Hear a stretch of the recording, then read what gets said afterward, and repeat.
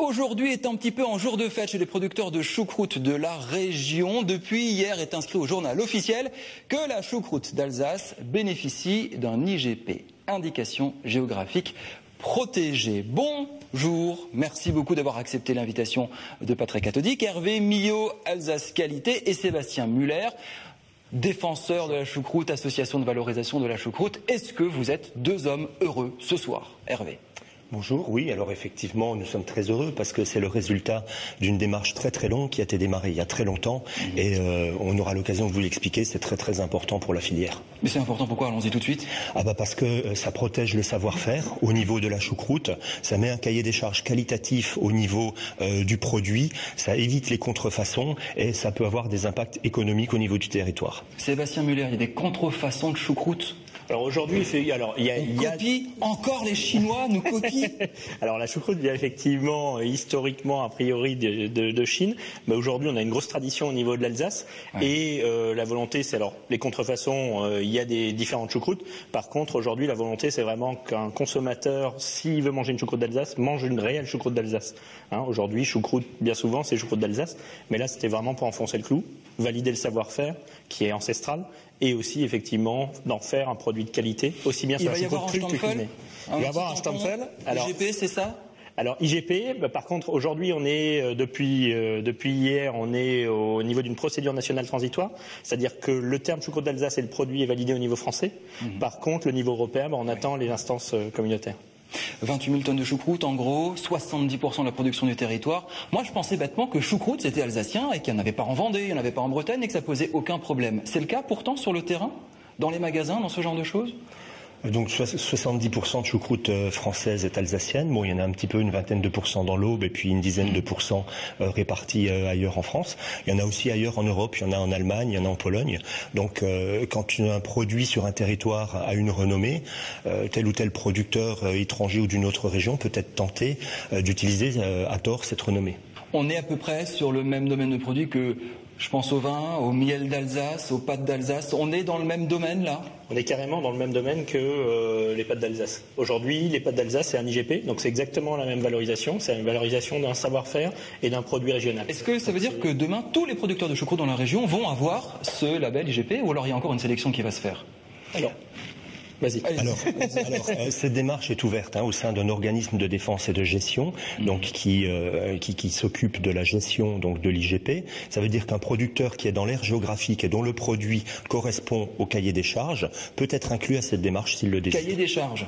Oui. Qu'est-ce que vous leur réclamez par exemple? Alors, un suivi qualitatif du champ au consommateur.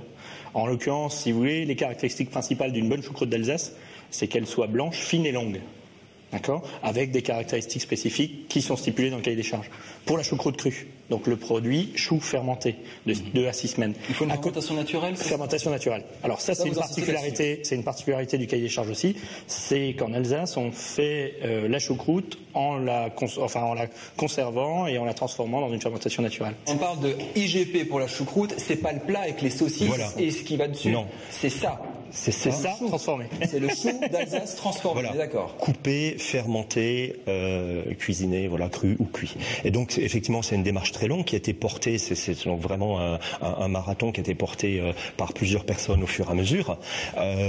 Et on a redémarré donc ce nouveau cahier des charges en 2007 pour arriver à la validation au niveau français maintenant en 2012. Est-ce que demain c'est juste la valorisation d'un territoire, la valorisation d'un savoir-faire, ou alors est-ce qu'on va se faire des pépettes avec ça? Est-ce que les producteurs de choucroute vont se dire waouh, c'est Byzance maintenant, grâce à ce label, ou pas? Alors, si vous voulez, aujourd'hui, valorisation, ça veut dire effectivement reconnaître un produit de qualité, mais c'est aussi effectivement protéger une production locale. Donc, on peut espérer effectivement qu'on ait une augmentation d'activité économique sur la filière. Une augmentation d'activité. Alors, par exemple, aujourd'hui, la majorité de la production française est vendue en France.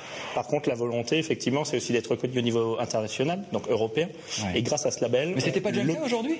Il y a déjà une partie d'exportation.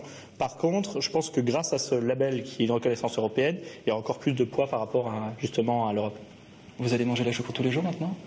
On peut, parce qu'on peut la cuisiner de différentes façons, en salade, crue, cuite. Il y a vraiment différentes façons d'utiliser et de consommer la choucroute. C'est toujours cette notion importante de concurrence. Hein. De concurrence. C'est que le grand public ne peut pas forcément cerner en achetant une choucroute ou des Mirabelles. Vous, professionnels, il y a la production à côté, ça prend des parts de marché, donc comment valoriser? C'est ça la réflexion de base quand même. De protection du savoir-faire, des recettes, des traditions culinaires. Effectivement, après, il y a un impact économique parce que vous protégez des entreprises qui peuvent rester sur un territoire. Si ce n'était pas le cas, beaucoup d'entreprises auraient déjà disparu puisque d'autres pays peuvent être plus concurrentiels peut-être en termes de prix de revient ou de prix de vente de ces matières-là. Donc c'est aussi vraiment pour le développement économique de la région que c'est intéressant. Merci beaucoup d'être venu nous expliquer ce soir dans Patriote Cathodique cette IGP pour la choucroute d'Alsace. Après, le rappel météo. Montée de testostérone sur le plateau, à tout charme. Il y aura 2 jeunes et jolies filles. Miss Alsace 2012 comité de Fontenay et la 2e, Dauphine, Déborah et Marine. Rapidement, Sébastien, vous croyez qu'elle mange la choucroute? Alors je pense très certainement qu'elle mange de la choucroute, surtout qu'elle va encore en manger plus maintenant qu'elles sont Miss. Vous avez fait ça avec elle.